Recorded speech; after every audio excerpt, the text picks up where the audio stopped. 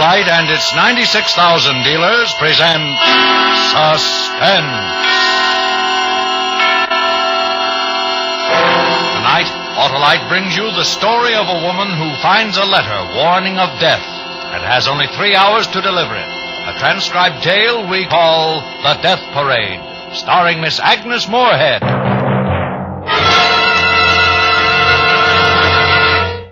And now, with The Death Parade and the performance of Miss Agnes Moorehead, Autolite hopes once again to keep you in suspense.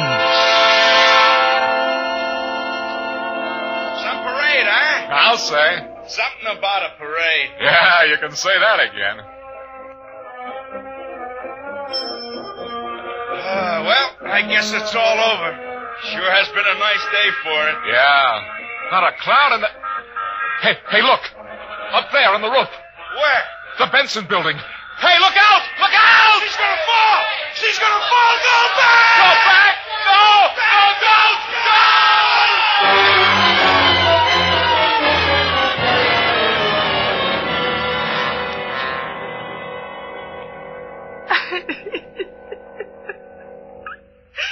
All right, now, Miss Johnson, let's try and talk about this. This girl fell or was pushed off a roof this morning. You say you were the only other person there at the time. I was. I told you. Oh, what do you mean, push? You think that... Oh, can you? I know you're upset. Just take it easy. Upset? I'm nearly out of my mind. I don't see how you can expect me to tell you anything. First you accuse me and now... How can you policemen be so unfeeling? All I was trying to do was just...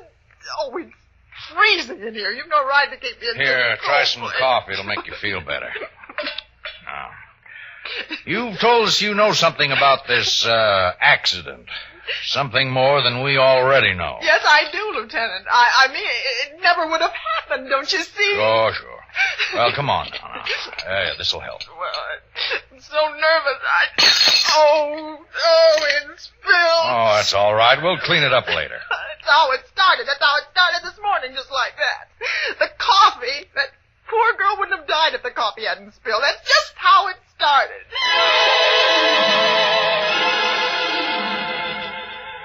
My name's Ellen Johnson. Oh, I told you that.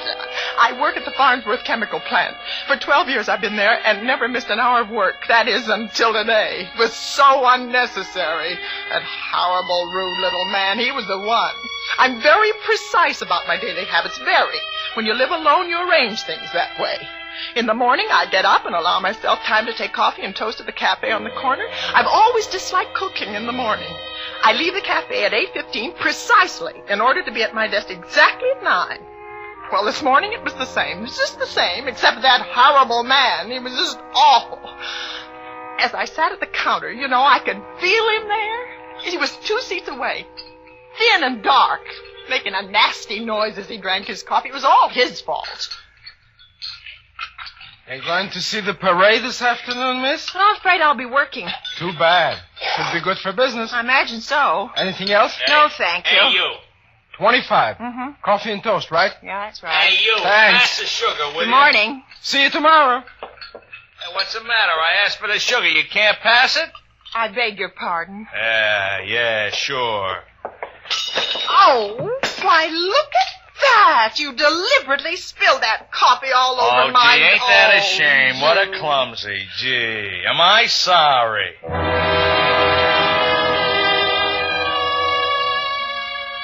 He wasn't in the least sorry. He'd done it on purpose. On purpose. I was wearing a gray silk dress and it's probably ruined.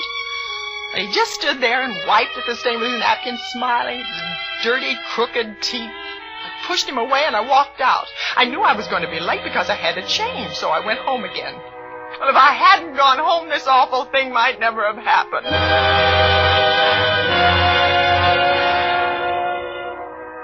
It took me 15 minutes to get back to the apartment, change my dress, and leave again for the office. Well, I'd walked 3 blocks when I saw the letter. It was lying on the pavement in front of an apartment house. It was unsealed and addressed simply to Miss Sheila Maddox. No house number or street. Dear Sheila Maddox, you don't know me. I just got into the city. It doesn't matter who I am, but this is a warning. Believe me, you better take notice. Jack's got it in for you. I stopped reading. There was some more, but I didn't want to go on. It frightened me a little, and, well, I'm not one to pry into other people's business, but this wasn't prying, really. It wasn't. The letter was important.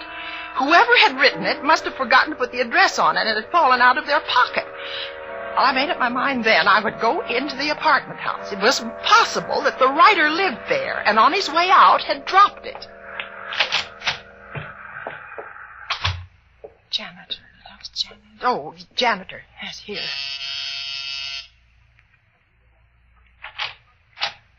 Yeah? Are you the janitor? Yeah, I'm sorry, we got no vacancy. No, I don't want... look, this letter, it's not addressed. Do you know the handwriting? I thought maybe you might... Nobody by that name living here. Oh, I didn't ask you that. All I want you to do is to tell me if you recognize the handwriting. It might belong to someone living here. Well, how come you opened it? Well, it was lying on the pavement outside. So give it to the mailman. It's important. I mean, what's in the letter is important. I think she ought to get it. So the post office will forward it. Well, can't you see there's no address? How can they forward it? How stupid. Listen, you don't have to get nasty. Well- I told you, she don't live here no more. I'm sorry. Who doesn't live here anymore? Maddox, she had 2A about 6 months ago. Sheila Maddox lived here? Where did she move to? Can you tell me? No forwarding address. But I must find her. I'm sorry, lady, I can't help.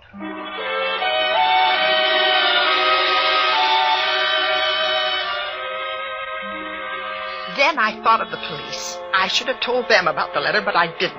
I didn't know what else was in it then. So I went back to my own apartment, and I looked through the telephone book. There were 2 Sheila Maddoxes listed.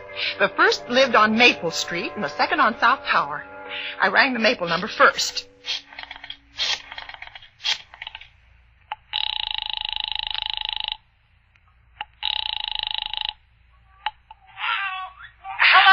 Hello? Is this Miss Sheila Maddox speaking? Mrs. Sheila Maddox, who's this? My name is Ellen Johnson, and I found a letter this morning addressed to Sheila Maddox. I thought it was important, and I wanted to make sure it got to the right party. Who's it from? Well, that's it. I don't know. Well, why don't you open it? Well, I have, but I only read a few lines. Oh. Do you know someone named Jack? Jack? Yeah, I have a nephew. Well, then perhaps But maybe... he's in Colorado, though. Well, it seems to be some sort of a warning. Warning? Yes. I'm afraid I don't understand. Well, the letter says that Jack has got it in for you. It's a warning from... Oh, well, I'm afraid the letter isn't for me. My Jack is 10 years old. Oh, well, I'm sorry to have troubled you. It's all right. Goodbye.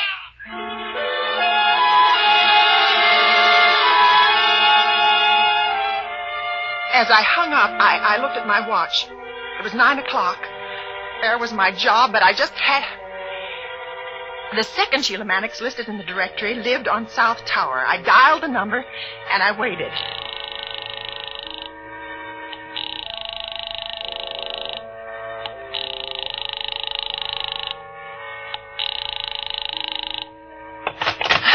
I got the letter out of my purse and read it. This time I read all of it.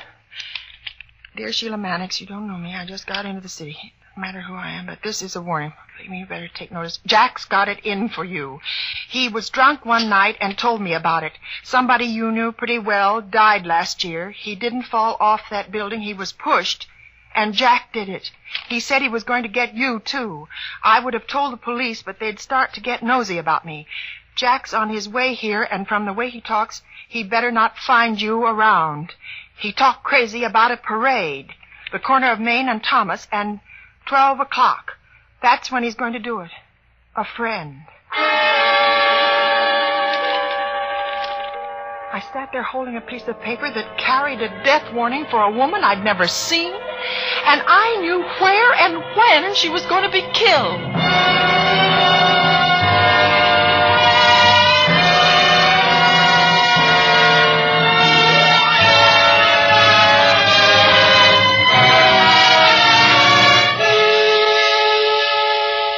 Autolite is bringing you Miss Agnes Moorehead in The Death Parade.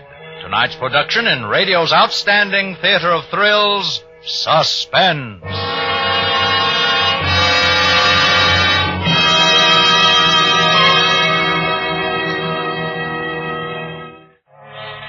The second Sheila Maddox's address was 317 South Tower Street. I got my car out, and I drove there. It must have been nearly 9:45 when I drew up outside. It was an old rooming house.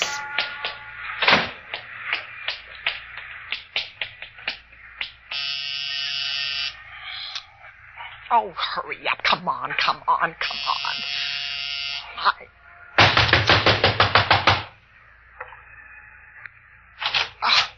What do you want? I'm very sorry to trouble you. Is your name... You'll have to talk louder. I can't hear you. I'm sorry. I wonder if you could tell me, is your name Sheila Maddox? No, it's not. But the phone book has a Sheila Maddox listed at this address. Oh, it's her phone. She pays for it. Oh. I never have no cause to use it. She does live here then? Yes, she has a room upstairs. What's the matter? Well, does she work? Is she at work now? Well, how should I know? I never ask her where she goes. What's she done? You mean you don't know where she works? Do you know where she lived before she moved here? No. You see, she never says nothing. She's quiet and keeps to herself. But where can I find her? It's important that I learn where she is right away. Well, she'll be home prompt by 7. She always is, you know. You come back then if you got to see her. Well, 7 will be too late. I've got to find her now before 12. There ain't no use shouting at me. Well, I can't tell you no more than I already have. I'm I don't sorry. know nothing about I'm Sheila sorry. Maddox. Good morning.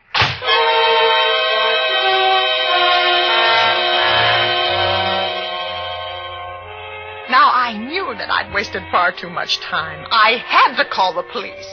There was a drugstore on the corner, and I ran down the block to it. Good morning. Can I help you? Yes, do you have a phone? One over there, but it's out of order. Oh, then could I use yours? It's an emergency. I'm sorry, I don't have a private I've phone. got to call the police. I've never been mixed up in anything like this before. It's a letter I found this morning, a warning about somebody being killed. Oh, there's a phone in the next store. You can use that. Maybe you know her. She lives down the block.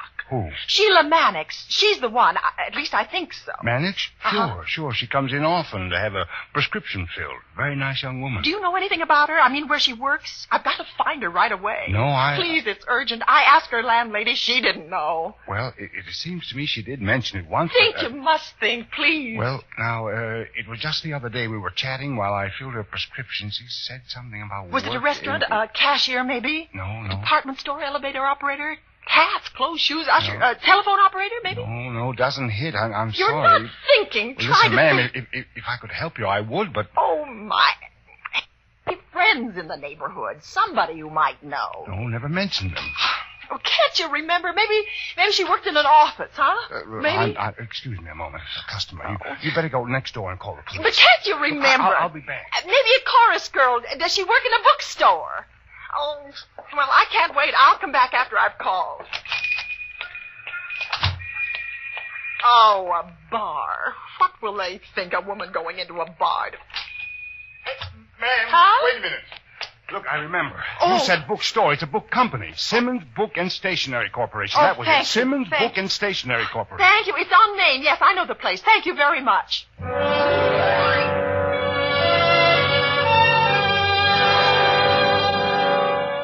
Simmons Book and Stationery. Why, I had been there dozens of times. She might even have waited on me.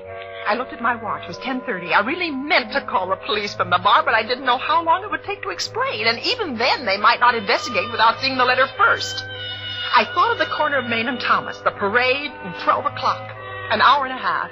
I ran to get my car. I knew that once I found Sheila Maddox and gave her the warning, she'd be safe.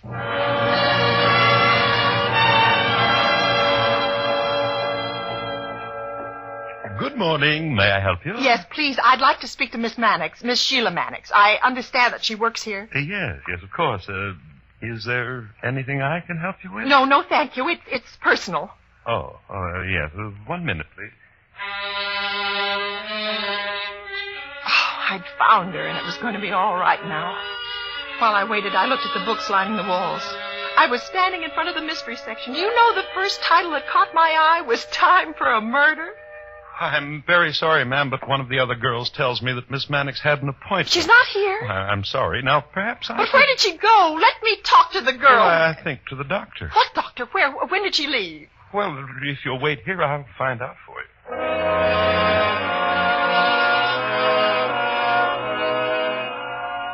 Oh, I could have cried. It was almost 11 o'clock, and that silly, precious little salesman, he took forever. How long does it take to get an address? I started to walk to the back of the store when he came down the aisle toward me. Oh, I'm sorry to have taken so long. A customer on the phone, you know. It's all right. I don't care. Just give me that doctor's address. Oh, yes. I have it right here. Dr. Morton, 101 Flower Street. 101 Flower, Dr. Morton. When did she leave? Oh, I forgot to ask if you'll... No, I'm going there now. Listen, if she comes back, if I miss her, you tell her to stay right here. Don't let her leave the store again until I come back. It's a matter of life and death. Oh, well, all right. Is something wrong? Something wrong. I ran to a telephone booth. I knew that I'd done as much as I could alone to save that poor girl. Police Department, Sergeant Leonard. Please listen carefully. There's a murder going to be committed at 12 o'clock. Who is this? Oh, that doesn't matter. My name's Ellen Johnson. I found a letter in the street this morning. It was to a woman called Maddox, Sheila Maddox. Would you spell that, please? Maddox. Mannix. There's not time for... When did you find the letter? I told you this morning. Oh, what difference does it make? It was at 9, I think. Why didn't you call earlier? I didn't because, I tried to find her myself. I think I know where she is, but Have you got the letter with you? Yes, I have. When you read it, please. Well, there isn't time. You've got to send some men here. It's a warning. Somebody called Jack is going to kill her at 12 o'clock on the corner of Main and Thomas. There's a parade going on then. What does this woman look like? Can you give us a description? No, I've never seen her. I don't even know her. You say you think you know where she is? Yes, at a Dr. Morton, 101 Flower Street. Where are you calling from? Simmons Book and Stationery Store. She works here. Will you get a description of the woman, please? I'll wait. Yes, of course. Don't hang up.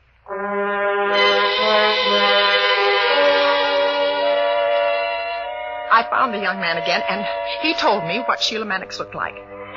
I got back to the phone and told the officer, short, about 5'2", thin, possibly 90 pounds, wearing a brown coat with a brown shoulder strap bag. We'll try to find her, Miss Johnson. Now, please stay there. I'll have an officer come to the store to pick up the letter.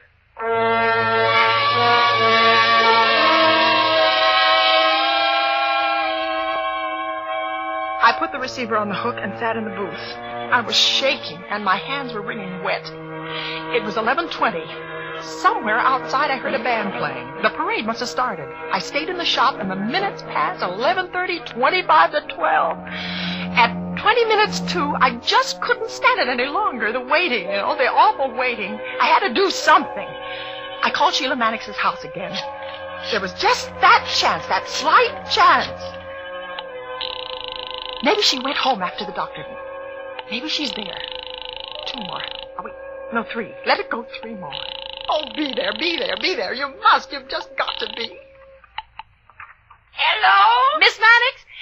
Miss Maddox, you'll never know. Listen, you don't know me, but I have to speak louder. I can't hear a thing on this thing. Who is this? Is this Miss Maddox? Miss Maddox ain't here. This is the landlady. Oh, my. I'm cleaning up. Is there a message?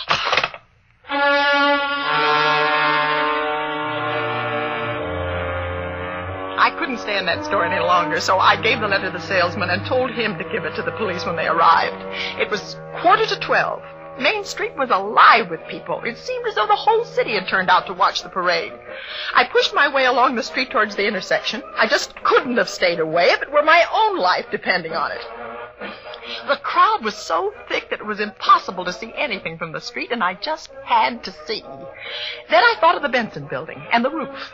If I was up on the roof, I could see everything that happened on that corner. It was 5 to 12 when I got in the elevator and took it up to the 19th floor. I had to walk to the roof, and I could hardly breathe as I opened the door and stepped out into the bright sun. Instinctively, I knew that this was the building. The same building that the man in the letter had been pushed from last year. For a minute, I didn't see anyone. And then, at the corner, standing near the edge, looking down, I saw her. A short woman, quite thin, dressed in a brown coat with a shoulder strap bag. Miss Maddox. You are Miss Maddox, aren't you? I've been looking for you. It's about a man called Jack. He's looking... Oh, it's all right. It's all right. Don't be frightened. Don't be frightened. Don't move back. Don't. The edge. Don't. What's the matter? Get away from there. No, you just... No!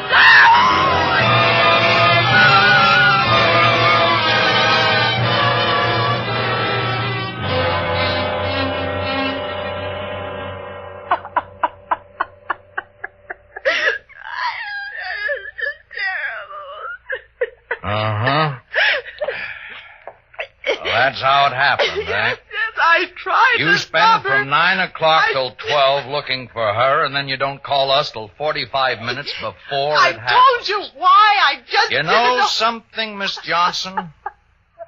I think you're lying. Lying. How dare you say that? I was doing what I You thought pick was the up right a letter, thing. a warning letter. Well, You I- go to a janitor. You call people on the phone, but not the police. Well, You visit Sheila Maddox's house, talk to the landlady, talk to the neighborhood druggist, to the salesman in the bookstore. All witnesses, all I alibis. wanted to find her, to warn her. And Don't... then you call the police when you're sure it's too late. How did I know she'd be up there? How? You set up a nice alibi for yourself.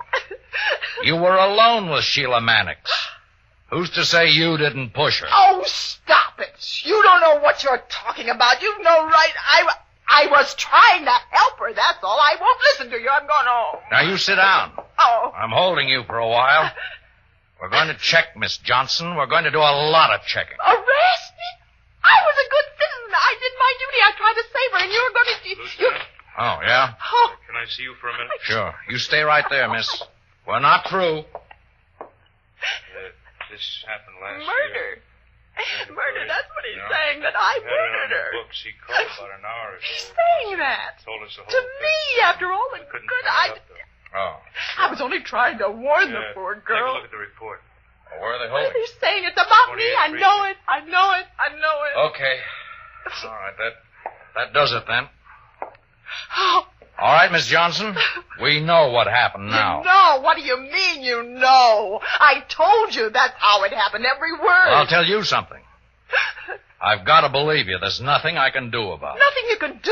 Well, what should you do? Instead of frightening the life out of me, you should thank me for doing You listen to me for a change. I'd like nothing better than to throw the book at you, but I can't. We've got the man called Jack. He was picked up on the parade. There, you see there. I was right. The fellow who wrote that letter you found called the police about an hour ago. He told us the story. That's how we got our boy. Then she was safe. He couldn't kill her. She wasn't in any danger then, was she? Oh, yes, she was. You. Because you found her and frightened her to death. I was only telling her that there was nothing to be afraid of. Sure, that's all. Do you know that she was standing in the same place where her boyfriend was killed a year ago? And then you come along and mention the name of the man she knew killed him. Well, Now maybe you know why she was afraid and backed away from you. You didn't know a thing, huh? Well, I want you to know something, though. I want you to sleep with it for the rest of your life. If you'd called the police when you picked up that letter, Sheila Maddox would be alive right now. You think about that. I can't see where I was wrong. Oh, maybe I should have called sooner, but I did call. If you hadn't taken so long... Get out of here. Go on, get out. It's too bad we can't send you where the other guy's going. He killed last year. You did it today, just as sure as if you'd shot her. Go on. It's all right, Lieutenant. I understand. I can see why you're upset, and I'm sorry. Sergeant, you understand that I was only doing what I thought right, don't you? It wasn't my fault. It wasn't. If they'd got there sooner, it never would have happened.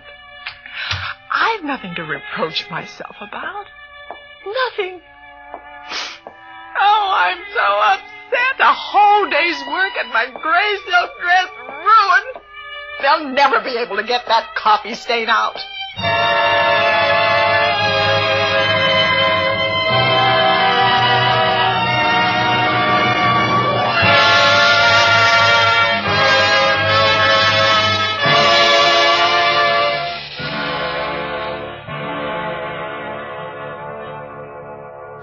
Suspense, presented by Autolite.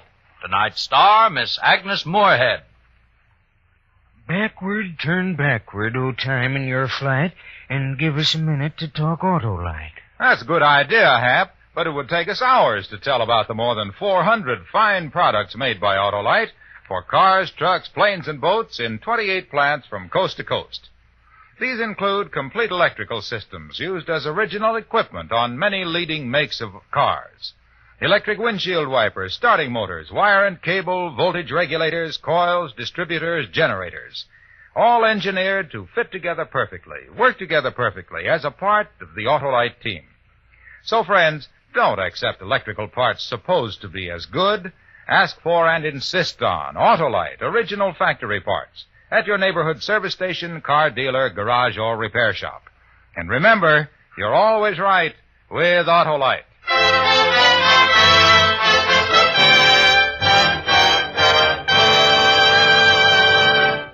Next week on Suspense, in answer to your many requests, Back Seat Driver, repeated for you with its original stars, Fibber McGee and Molly. And during the month of March, you will hear Mr. William Bendix, Mr. Ronald Coleman, and Mr. Jack Carson, all on Suspense. Suspense is produced and directed by Elliot Lewis, with music composed by Lucien Morawek and conducted by Lud Gluskin. Portions of this program were transcribed. Tonight's cast included Joseph Kearns, Jack Crucian, Byron Kane, Shimon Ruskin, Jerry Hausner, Lou Krugman, Jeanette Nolan, Jay Novello, and Lou Merrill. For some interesting backstage pictures of Agnes Moorehead rehearsing for today's suspense play, see the current issue of Quick magazine. The Death Parade was written by Shirley Gordon and adapted for suspense by Anthony Ellis.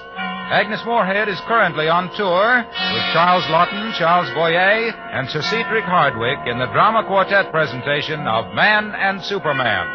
And remember, next week on Suspense, Fibber McGee and Molly in Backseat Driver.